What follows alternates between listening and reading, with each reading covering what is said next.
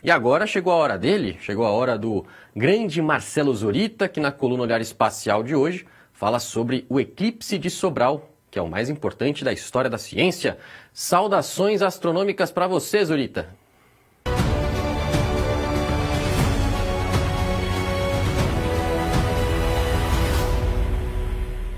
Olá, pessoal! Saudações astronômicas! Estamos a poucos dias daquele que deve ser o eclipse do Sol mais visto de todos os tempos. O grande eclipse solar da América do Norte ocorrerá em 8 de abril e está levando milhões de pessoas de todo o mundo para os melhores locais de observação do fenômeno no México, Canadá e Estados Unidos.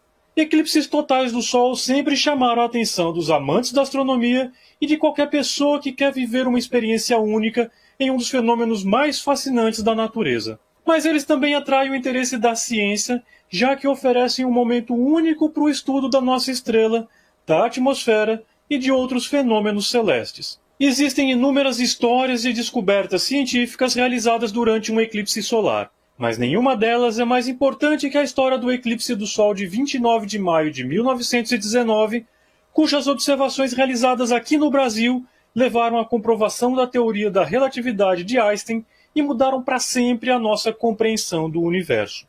4 anos antes, o físico alemão Albert Einstein havia publicado a revolucionária teoria da relatividade geral, que colocava em xeque as leis da gravitação universal de Isaac Newton, consolidadas há mais de 200 anos.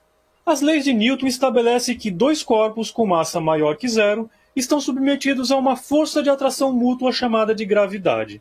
Elas fundamentam a mecânica clássica e descrevem matematicamente os movimentos planetários, com uma exceção. O planeta Mercúrio nunca se encaixou nos cálculos de Newton e isso levou muitos astrônomos a considerarem a existência de um planeta ainda mais próximo do Sol, interferindo gravitacionalmente em Mercúrio. Essa ideia permaneceu viva até 1915, quando Einstein demonstrou que o movimento de Mercúrio calculado a partir da sua teoria da relatividade batia perfeitamente com as observações. Ainda assim, muitos cientistas da época torciam o nariz para sua teoria.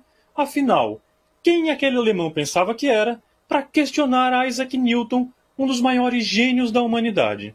Foi então que Einstein ganhou um apoio inesperado.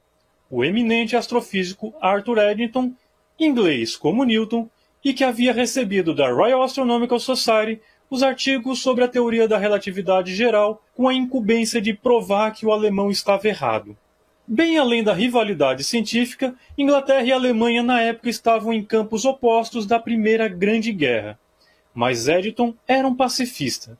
Ele acreditava que a ciência era internacional e estava acima de qualquer conflito humano. Ele convenceu a Royal Astronomical Society a patrocinar expedições para testar as teorias de Einstein em um eclipse solar. Segundo a relatividade geral, ao invés de uma força de atração mútua, a gravidade era o efeito da curvatura do espaço-tempo pela presença de objetos com massa. Você pode imaginar o espaço-tempo de Einstein como a superfície de um colchão cheio de bolinhas de gude. Se você colocar uma bola de boliche sobre esse colchão, ele vai afundar, provocando a curvatura na superfície, que vai atrair todas as bolinhas próximas, da mesma forma como a gravidade do Sol atua sobre os planetas ao seu redor. E como um eclipse poderia ajudar a comprovar essa teoria?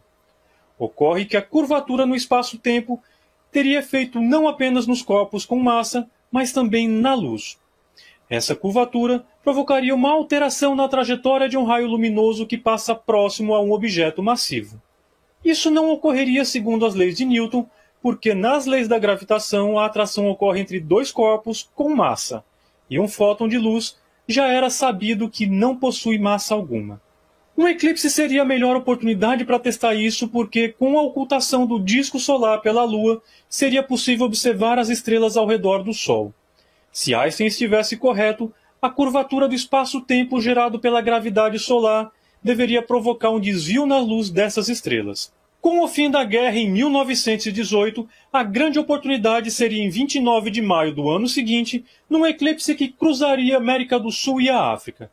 Sob o risco de ajudar a comprovar que Newton estava errado, mas na esperança de enterrar de vez a relatividade de Einstein, a Royal Astronomical Society organizou 2 expedições, uma para a Ilha de Príncipe, na costa da África, e outra para Sobral, no sertão do Ceará.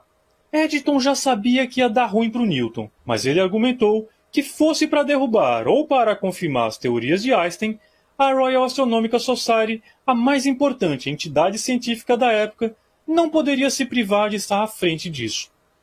Ele liderou a expedição para Príncipe, onde o eclipse seria mais escuro e teria maior duração.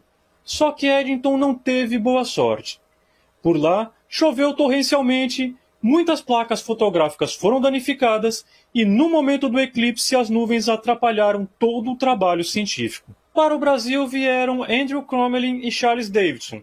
Com o apoio de Henrique Morrisse, então diretor do Observatório Nacional, foi escolhida a cidade de Sobral em função da sua localização privilegiada e do seu clima seco. Eles chegaram a Sobral a um mês do eclipse e prepararam todo o seu instrumental para o grande dia. Na cidade, distante 230 quilômetros de Fortaleza, a população que acompanhava, curiosa, toda aquela movimentação, não fazia ideia que Sobral estava prestes a entrar para sempre para a história da ciência. Quando chegou o tão aguardado 29 de maio, para o desespero dos astrônomos, o dia amanheceu nublado. Parecia que os anos de planejamento, as longas semanas a bordo de um navio cruzando o Atlântico e o transporte precário até aquele local longínquo teriam sido em vão. Mas os céus colaboraram e instantes antes da totalidade as nuvens se abriram e exibiram muito mais do que um belo eclipse total do Sol. Por aquela brecha nas nuvens passaram os raios luminosos de estrelas distantes, distorcidas pela gravidade do Sol, revelando um dos grandes segredos do universo que Einstein ajudou a desvendar.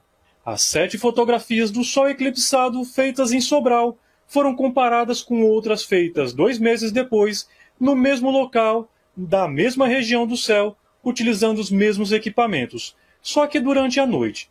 A comparação mostrou que, ao passar próximo ao Sol, a luz das estrelas foi desviada exatamente como previsto pela teoria da relatividade geral. Einstein estava certo e Newton menos certo. O eclipse de 1919 foi um marco na história da ciência. Mudou nossos conceitos sobre o universo e inaugurou a física relativística. Albert Einstein passou a ser considerado um dos grandes gênios da humanidade. E Sobral nunca mais foi a mesma. A cidade do eclipse hoje é uma referência na educação do Ceará e do Brasil. O Museu do Eclipse de Sobral ajuda a manter vivos aqueles momentos que mudaram para sempre o nosso entendimento sobre o funcionamento do universo. Existe um filme chamado Einstein e Eddington que conta essa história. O filme é muito bom e eu recomendo, mas ele ignora completamente a expedição a Sobral que obteve os registros científicos que comprovaram a relatividade geral. Já Einstein reconheceu a importância da cidade quando esteve no Brasil em 1925. Naquela oportunidade, ele declarou que as questões formuladas por sua mente foram respondidas pelo radiante céu do Brasil. E por isso, o eclipse de Sobral de 1919 é considerado o mais importante eclipse da história da ciência. Bons céus a todos e até a próxima!